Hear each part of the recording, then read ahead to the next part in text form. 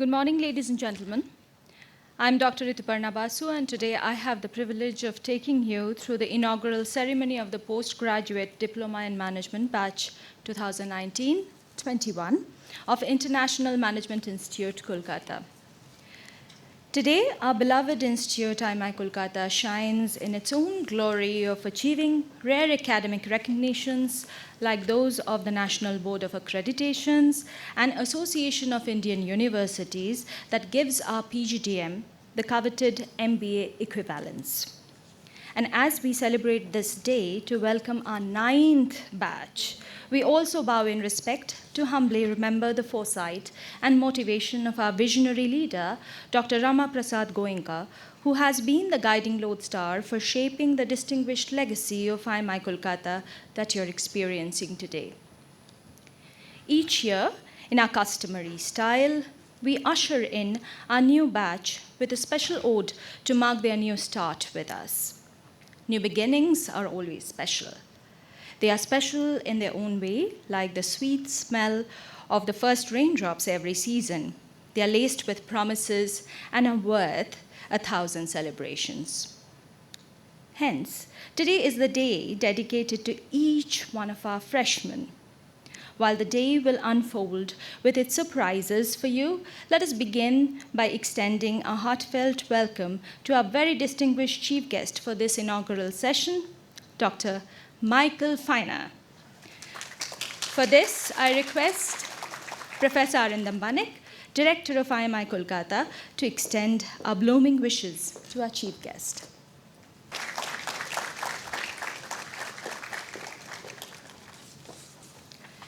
We are also extremely delighted to have amongst us two very special people, Mr. Rudra Prasad Sengupta, flowers for him, sir.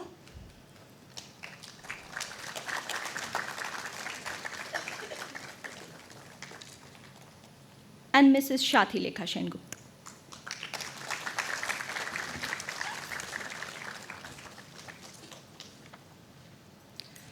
We'll shortly be joined by Ms. Shohini Sengupta. So we progress now.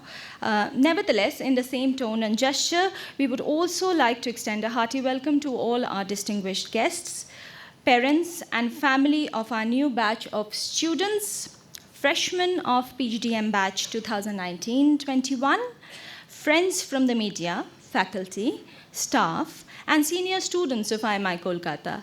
Ladies and gentlemen, we welcome each and every one of you.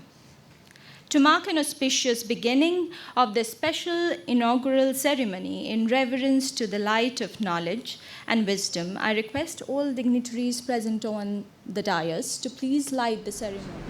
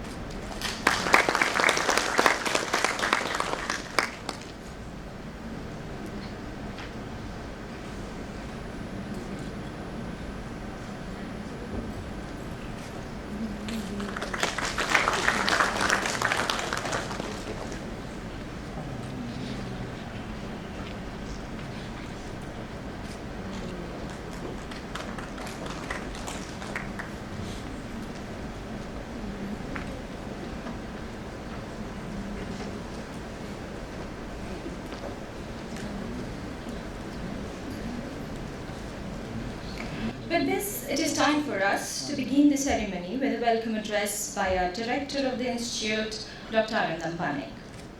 Dr. Banik, a PhD from the renowned Delhi School of Economics, has been with IMI since February 1994. As a member of the American Economic Association, Euro-Asia Management Studies Association, Dr. Banik is an expert in international finance and business, an internationally noted academician and consultant, editor of the Global Business Review. Dr. Banik is also the Associated Cement Company's chair professor at IMI and is undoubtedly one of the prominent sculptors of IMI Kolkata's glory that you see today. As he leads IMI Kolkata with his truly inspiring vision, it is time for the formal welcome by our most respected director of the Institute, Dr. Banik.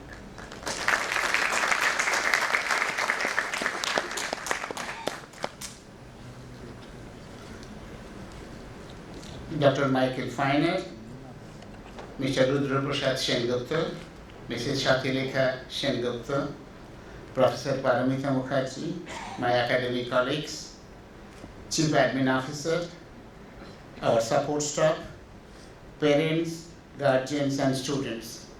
Good morning. You are finally here. We have been waiting expectantly and preparing for your arrival. A very warm welcome to you, our students, and to the parents, guardians. You are again most welcome to this institute. I am aware that for many of you, this year is the first time in a higher educational institute. I bid you again very warm welcome because of your new arrival. Congratulations on gaining admission for studies at IMI Kolkata.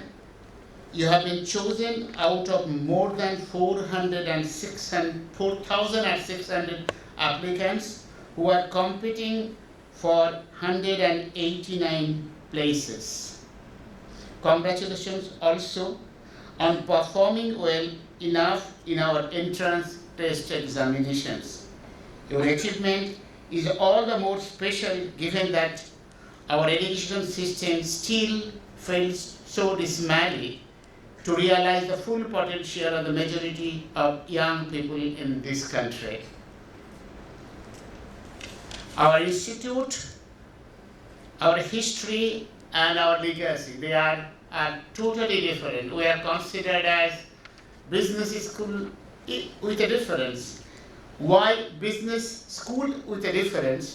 One, when you have decided to establish a society in 1981, and you should note that, we are the first India's corporate-sponsored business school in a closed regime. Even then, we thought that that is not enough to understand the globalizations. In 1981, our course and curriculums actually in 1981 in the line of globalization. If you research the course curriculums we have introduced in those days. At Calcutta, it is only 8 years old institutions. We are by far the smallest business school perhaps in the country. We have a well-entrenched culture, tradition, and experience of developing and nurturing exceptional intellectual talent in our students.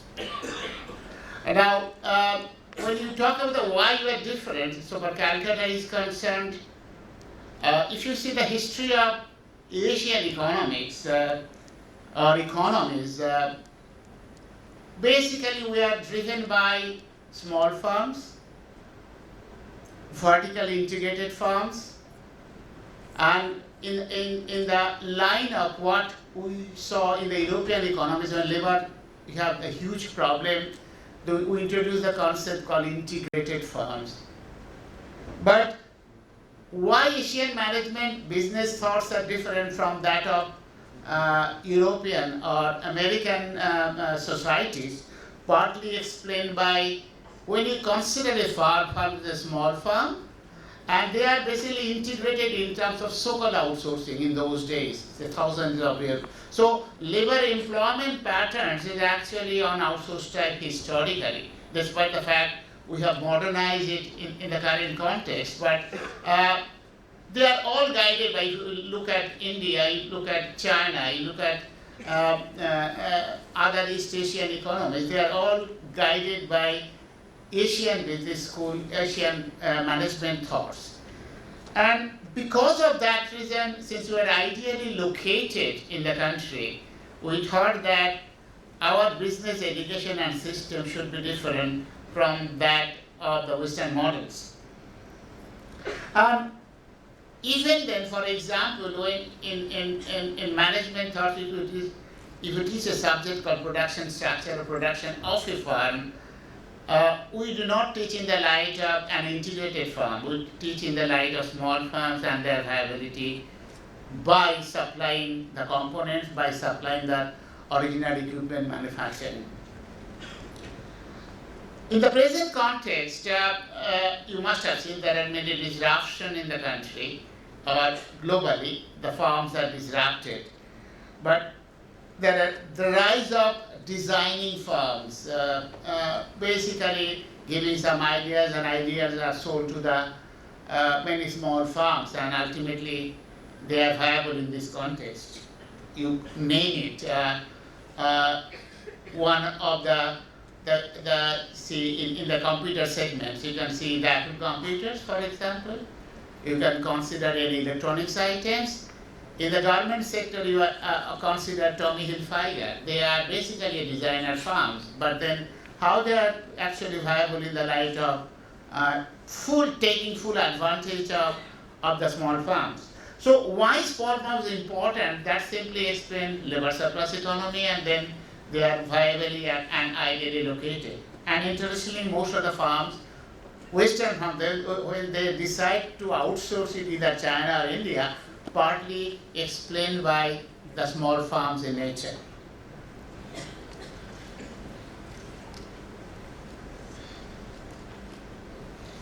We exist in the country, as I said, for three core purposes. We mentioned that we are different. We are different in the light of Asian business thoughts or in Asian business practices. We disseminate knowledge through all kinds of research, creative endeavors, and scholarship so that we can advance the frontier of knowledge, human understanding, and wisdom. If you see or visit IMI website, IMI Kolkata in particular, you see the teacher's background and what they are actually doing.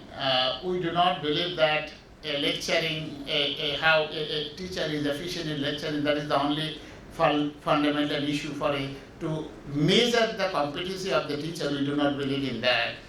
We emphasize that teacher should also do consultancy, should do also research, and in the process, the output, research and other knowledge will be disseminated in the class. We believe in that. So that's important, that a teacher is not an actor who is basically teaching in a class, that's enough for his competency. We do not believe in that. Our second purpose is to teach in ways we allow and encourage our students to engage critically in knowledge and its production. Through our teaching, our students should not only develop a critical appreciation of the ways in which we gain knowledge and understanding in the universe of society and ourselves, but should also be inducted into the intricacies of knowledge making.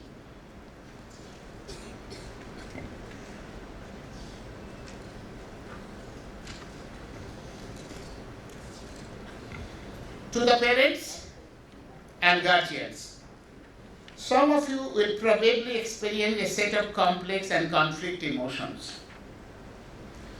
On the one hand, you will be excited that your loved one is finally at IMI Kolkata, and on the other, you will experience the pain of letting go. You may be wondering if your son or daughter will keep the values and principles that you tried so hard to instill in him or her. You may wonder if he or she is ready for this moment, for this important step of self-discovery. Have no fear, know that they are an outstanding institute, and we will do our best to see to their needs and problems, that they will have wonderful academic and social experience and will develop intellectually and personality. Your loved ones needs to develop and grow in order to discover who he or she is and what he or she can become. He, she, or she needs to make his or her own decisions and choices. Do offer advice, support, and love to him or her. However, give him or her space, time, and freedom to explore and solve his or her own problems. If some problems persist, get in touch with us so far professional services we can assist. Next 2 years will be an exciting time for your lovely daughter or son. This will be a time of phenomenal intellectual and personal growth and development for him or her. Wish all parents and guardians safe till back home. Thank you very much. Each year, ladies and gentlemen, we have had the privilege of hosting inimitable super-achieving personalities from different walks of life, sharing newer horizons with our freshman students to mark this new day of their life on a memorable note. Keeping with the tradition, I present to you the very Honorable Dr. Michael Fana as the chief guest for this inaugural session. To introduce him, Dr. Fana currently serves as the Consul General of the German Consulate General in Kolkata. Prior to assuming his present office in August 2017, Dr. Fana had served in various German embassies across the globe in countries like Niger, Malaysia, Brazil, Angola, and others. As an accomplished doctor by his own right, Dr. Fana completed his medical studies from the famed Würzburg, Germany, Tübingen, Germany, and Liverpool University in England to further his knowledge with his MD thesis on child and adolescent psychiatry. Interestingly, he attended the Kennedy School of Government in Harvard University for a Master in Public Administration and evolved as a noted diplomat, serving several federal offices in his country, and has diligently worked on important missions under the United Nations and UNICEF. Ladies and gentlemen, I now take the sheer privilege of calling upon the person who has been highly regarded in the fraternity for his contribution to international relations and diplomacy to address the audience. Dr. Fana.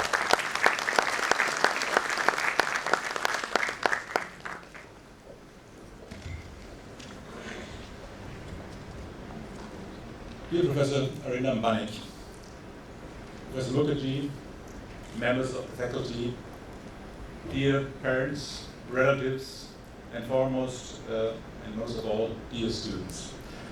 Namaskar, namaste, good morning. The excitement this morning can be perceived in the air. It's almost palpable. It must be a most momentous day for all of you. There's also something else palpable in the air. We are, I think, 2 days away from the monsoon. And I think many of you come from 22 states of India, I've been told this morning. Many of you are new to Kolkata. Kolkata is a very special place. It took me a while to get used to it, but I must say I love the city. They say it grows on you. It's a great place to be. And I hope you will not only enjoy what you're doing here, but you will also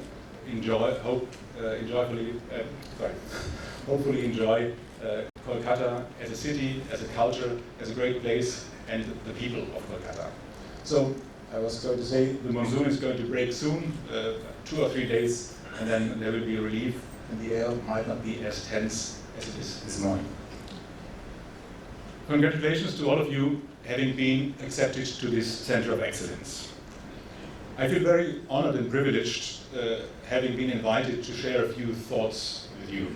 In fact, I don't consider myself an ideal candidate, but given my close relationship with this school, which I consider a very special school, small but beautiful, very innovative, very different kind of teaching, as you will come to appreciate, and we are also close neighbors. We are just down the road. So I thought I'd give it a shot, and I hope you bear with me. I share a few thoughts with you. I will be even happier if during the tea break or during lunchtime, this will not be stuck in a one-way traffic. I would be very happy, and you would make my day, if some of you came to me and shared your thoughts, your expectations, your feelings on this day and for the future with me. That would help me a lot. It must be a day of great contentment for all of you, and you can be very proud of your achievements so far. Obviously, in your previous courses, you must have attained excellent results, and as Professor Panik mentioned, you have gone through a very rigorous selection process. You have succeeded to be accepted in this very respected school. It's also a day of manifold promises. You are setting out on an ambitious, rigorous, and immensely engaging academic course for the next 2 years, where you can prove, discover, and maybe also reinvent yourself to some extent. Acquire a wealth of new knowledge and skills, make friends for life, and much more. In between those feelings, maybe a slight twinge of concern might also creep in. Am I going to cope with all the demands, with the new environment, with my new fellow students? Will I make friends? Will people accept me the way I am? Are they not all much brighter and more suited than me? Those concerns are not only normal, they are legitimate, and in a couple of weeks you probably will think back of them as silly. But should they persist, and here comes the first recommendation, also echoing what Professor Panik just said, don't hesitate to look for help. There's nothing shameful about feeling overwhelmed. Look for assistance, talk to your friends, and if you see somebody who might be in need, also don't hesitate to take action. I encourage you to become active. This first recommendation has to do with my background, as just outlined. I trained as a pediatrician and work in child as adolescent psychiatry, and once a year I take a week and sit in with a friend, a child psychiatrist, friend of mine, sit in the consultations to keep in touch with my whole field, hence my concern for the matter. Other than that, as has been outlined, I'm a sort of public manager, heading a rather small institution. We are 26 people, and the German consulate, what does it do? It looks after the German interests in the whole of East India and tries to foster better ties between this region and Germany. I mean, the ties are very good, but you can always improve on that. It's a huge region, it's 11 states, 300 million people. I look back on more than 25 years of public service, and my academic credentials have been outlined. It's a long time back. But I still remember my orientation week at the Kennedy School, my feelings, and I can empathize with what might be going through your heads and minds this morning. You are business students, you will be business leaders. My strongest connect with business and management, I feel, is my family background. My family has been running a business for over 135 years, a printing office, and I think that's where my strong connect with business comes. I feel strongly, and I just keep in touch with my family and hear what their needs, what their problems, and what their joys are. I'm not from the corporate world, and as a diplomat, you get to meet business leaders. I try to read the daily newspapers, try to keep up and understand what's going on in the economic world, but it's still two different worlds. Before sharing a couple of thoughts with you, I thought as a representative of Germany, I should also say a little bit about my country, especially from the economic angle. Germany at present is the fourth largest economy in the world. This is going to change. We are in most exciting times. And this applies also, and in particular, to India. India will soon overtake Germany. It will climb to number 4, number 3, and further on. It's a global tectonic shift, and it will require many adjustments, and I'm sure this will be a topic for your discussions in the years to come, and also when you enter professional life. I'm confident yet that Germany will still continue as a major player. Our economic setup is actually quite different from many other Western and other economies, US, UK, France, or India for that matter. That has to do a lot with culture, with traditions, philosophy, ideas, the role of the state. We have, of course, we have a couple of big names, but not as many other of the economies, the US, for example, Bosch, Siemens, SAP, Daimler, BASF. But the fundamentals of the German economy are actually the small and medium enterprises. And they are often family run and owned. And many of them, in fact, the highest number worldwide, are world market leaders in their special small niche and fields. We call them the so-called hidden champions. Germany sits right in the middle of Europe and the EU, geographically and otherwise. We are an open, market-oriented economy, innovative, benefiting from excellent universities and research institutions. Our economic system is better known by the acronym of a social market economy. Now, what does that mean?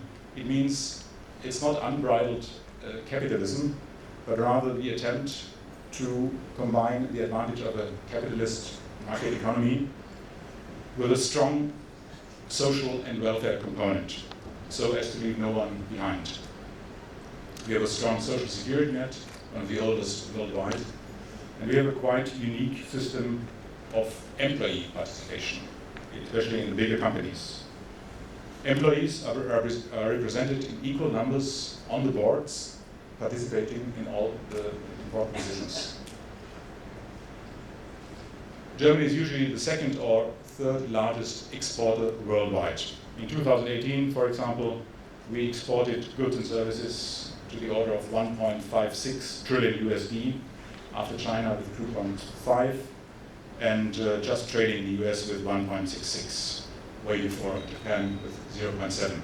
Now, if you express that figures per capita, it's even more impressive. So we are a very export-dependent economy, which is why we are affected by the current events, the current trade disputes.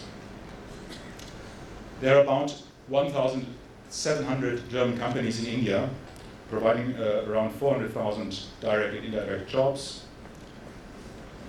If you look at Germany, there are about 200 Indian subsidiaries active in Germany, 74 of them with an annual turnover of more than 1 crore euro, generating an annual revenue of 11 billion euros. And there are thousands of more small and medium Indian enterprises in Germany by now. We also have a large and increasing number of Indian students, tripling over the last 6 years. Many of them going to stay on after they finish their degree courses and working there.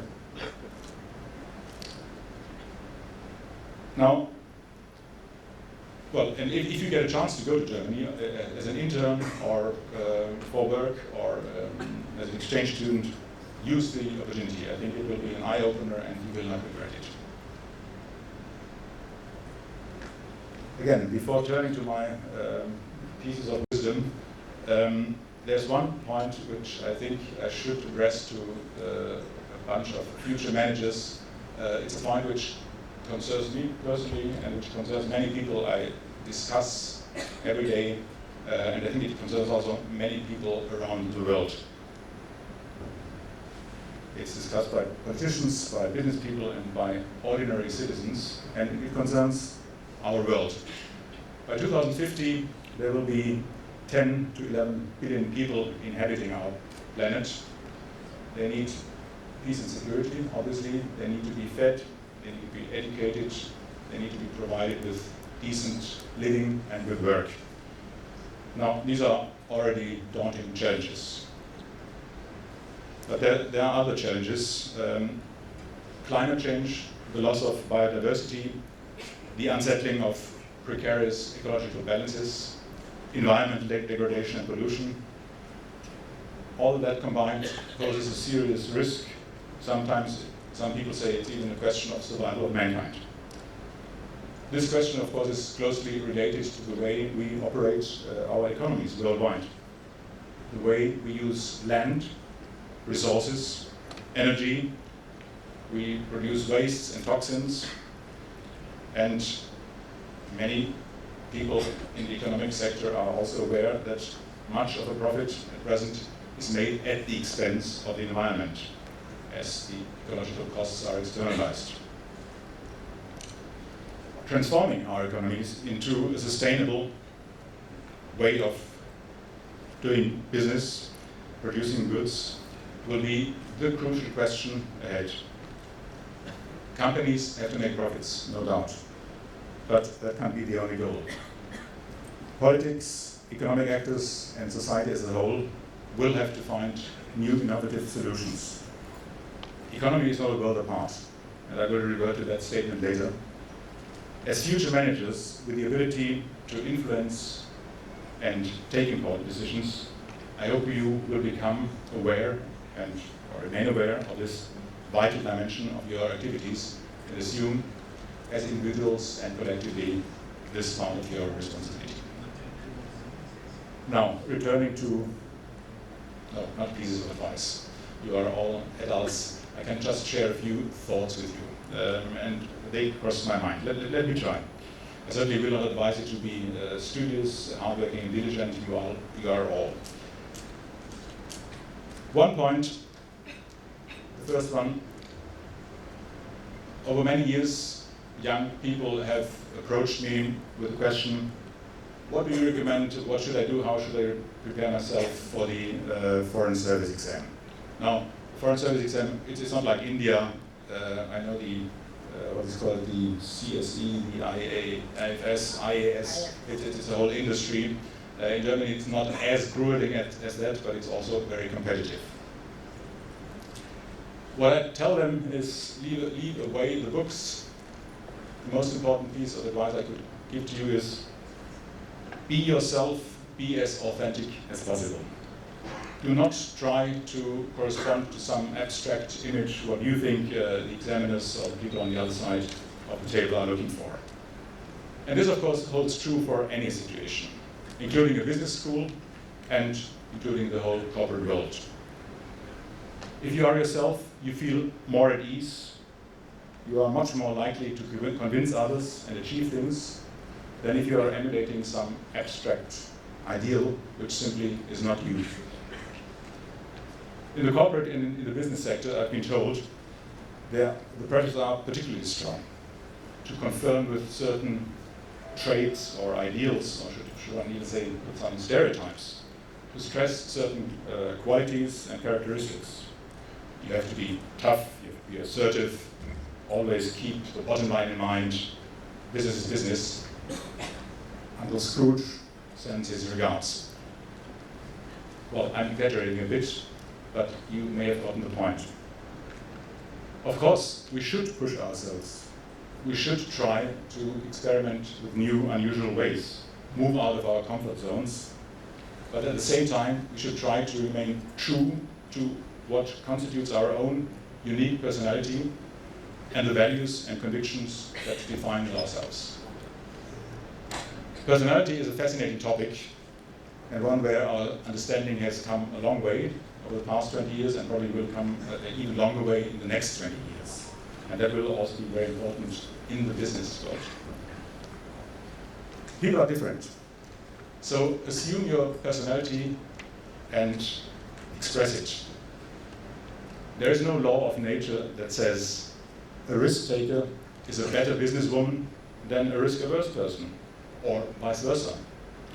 You might have read or heard about the power of introverts. Who says an introvert cannot be chairwoman of the board? Diversity and managing diversity will probably prominently figure on your syllabus. And you will already experience it as a very positive force here in the classroom and on campus. Gender, ethnicity, sexual orientation, religion, socio-economic background, one could go on and on. It makes life infinitely richer, sometimes a bit more complicated. Values and convictions. How often do we get a chance to reflect on them? Well, as adults, we have arrived at a certain degree of introspection, yet we probably do not know ourselves as well as we like to think.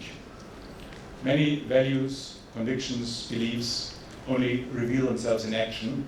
That means once we are confronted with a real lifetime situation, when our values are either called into question, challenged, or when we can hold them up and affirm them. So maybe it's a good time to start soul searching to find out what you really want to stand for. Then it's easier not to be pushed around once the crucial moment arrives.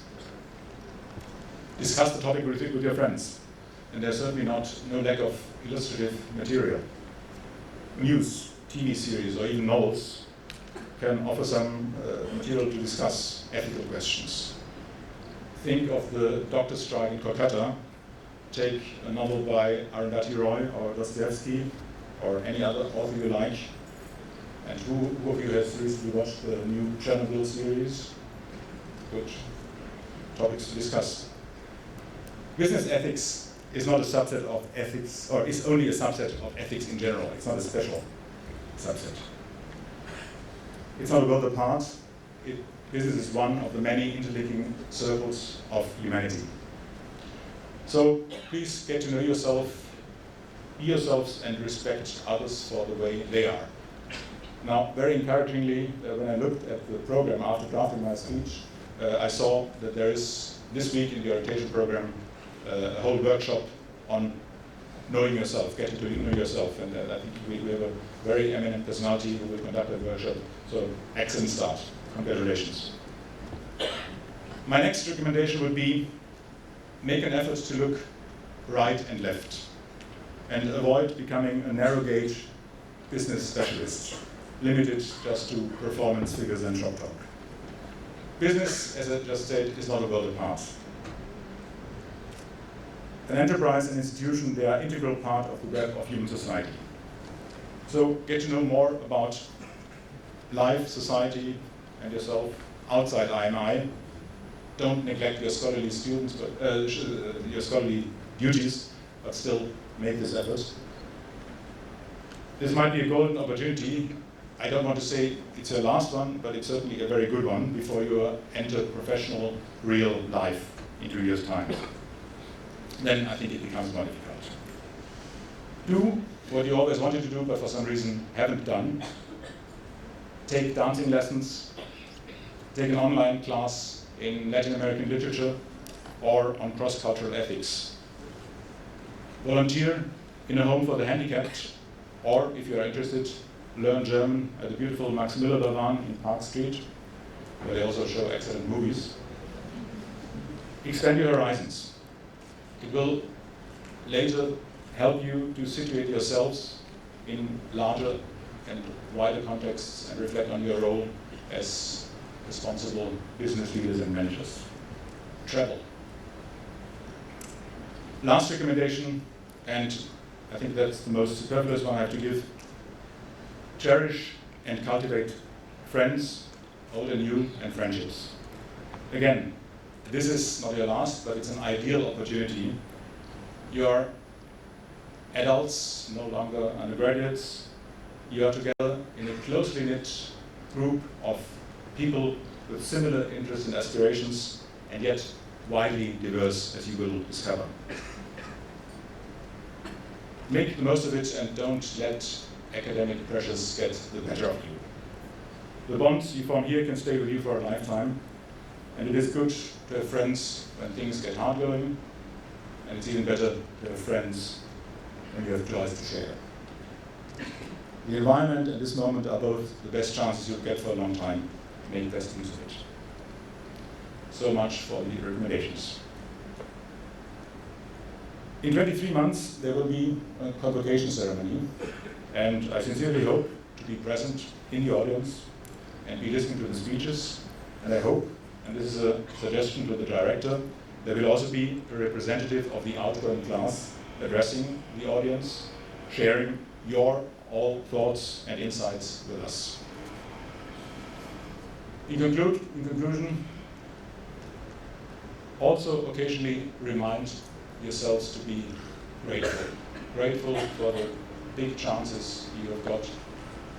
Grateful to your family, your parents, your co-students, the faculty, the world around you. Be yourselves, enjoy what you have chosen to do, and I wish you best of success and good luck. Thank you.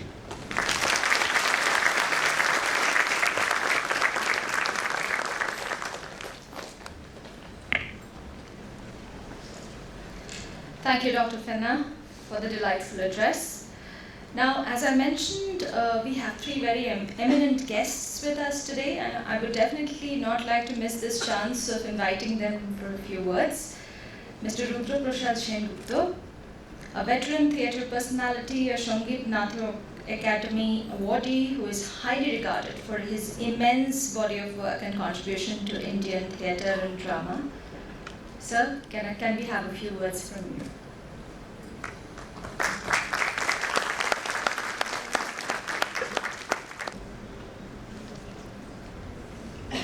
Dr. Fenna, Mrs. Mukherjee, Arindam, my young friend, and all of you, particularly these freshers,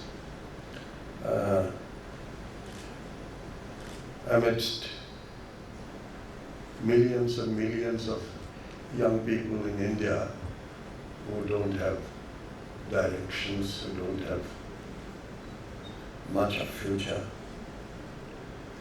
You are some of the privileged guys. Do use this advantage, this setup, so that you can pay back your debts to your parents, to your friends, and to your country. God bless us all.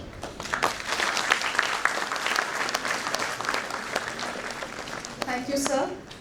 We also have Mrs. Shatilekha Sengupta, who is the recipient of Sangeet Natak Academy Award for her contribution to Indian theatre as an actor. She is famed for her work in Ghare Baire by one of the most important cinematographers and Satyajit Ray. So we would like to call Mrs. Shatilekha Sengupta for a few words. Good morning. Last year, we were here to do the same work that we are going to present today and tomorrow. We are from theatre, but at the end of your speech, Dr. Fenna, I found some similarities between what you expressed and what we do. Thank you very much. And welcome everyone. And I have all my prayers and good wishes for the students, the freshers, and their parents and friends. Do make them proud. Thank you very much.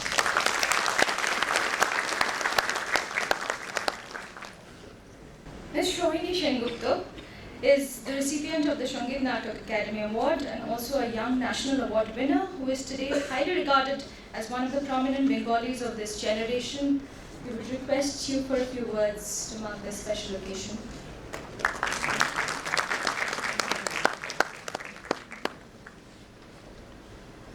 Good morning, everyone. Good morning, Arunanda, Dr. Fena, Karmadali. There is something about this place. There is something about IMI. This is my 4th visit here, and every time I've been here, I've learned something new. I've found strength, I've found motivation, and that is why I always like to get up and come here. And today has been an extremely important day for me because in the morning I was feeling a little tired. I had a very long day yesterday and a late night, and I was wondering that when I meet new students today, what am I supposed to teach them? Am I just supposed to play some theatre games that I know? And when I heard Dr. Fena, thank you sir so much, and when he talked about so many other things that are so important in life, you know, that is where we can start from. That is a point where, you know, when he talks about reading Latin American literature and watching Chernobyl, or these are other aspects in life which help you to grow, which is very important. So now that you're here, you know, I know this is a very formal occasion, but when we meet with the workshop, please try to be yourself. There is nothing more important or more beautiful than being different and diverse. Thank you so much.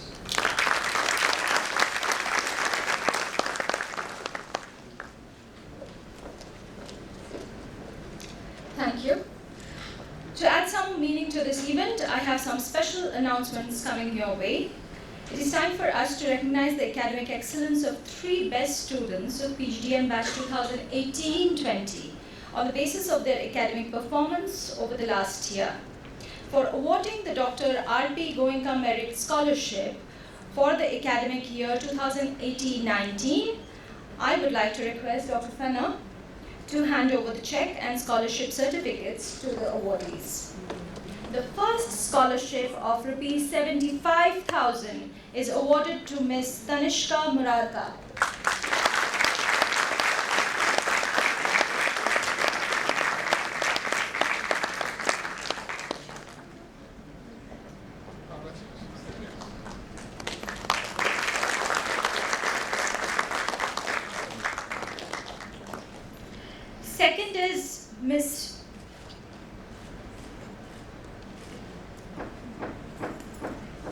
Second is Ms. Vedika Jalan, who is awarded a scholarship of Rs 60,000.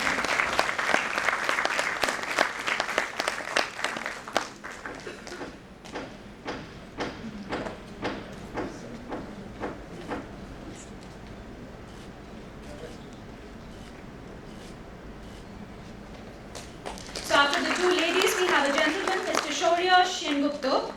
Third is awarded a scholarship of Rs 40,000.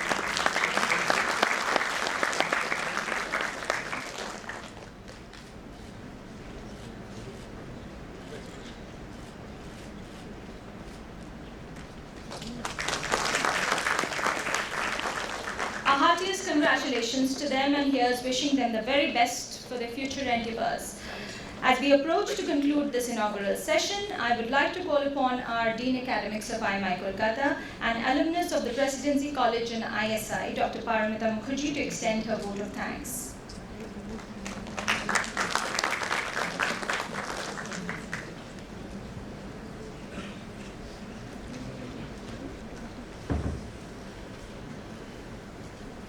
Honorable Chief Guest, respected Director, other dignitaries, my colleagues, students, ladies and gentlemen. It's my privilege to propose the vote of thanks on this occasion. I, on behalf of IMI Kolkata family, thank our Chief Guest, Dr. Michael Fena, for sharing his invaluable time and thought with us. His inspiring words will be in our hearts. We really feel privileged for having him here today. We hope we extend our relationship further and will have many academic collaborations with Germany in future. My sincere thanks to Mr. Rudra Prasad Sengupta, Mrs. Shatilekha Sengupta and Ms. Shohini Sengupta for gracing the occasion today. I wish to express our thanks to other dignitaries for taking time from their busy schedule to come here and encourage our new batch of students. I thank all the parents for making it here today. Finally, I thank our director, Professor Arindam Banik, for presiding over the inauguration program and his guidance and invaluable support. I also extend my sincere thanks to my colleagues, all the members of faculty and staff for their wholehearted cooperation. And last but not the least, I thank our dear students for their active participation. I extend a hearty welcome to our new batch of students once again. Welcome to the gateway to the world of management. Thank you.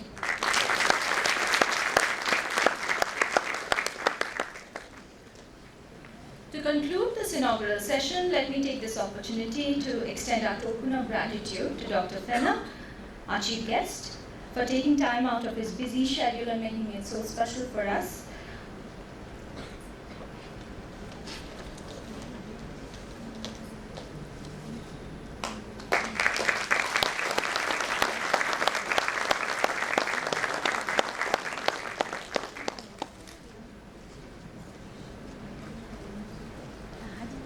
Once again, a big hearty welcome to the new batch of students at IMI Kolkata, batch 2019-21. Let the joy of this sweet beginning linger in your hearts forever. Ladies and gentlemen, please wait till the dignitaries leave the stage, and thereafter please join us for tea.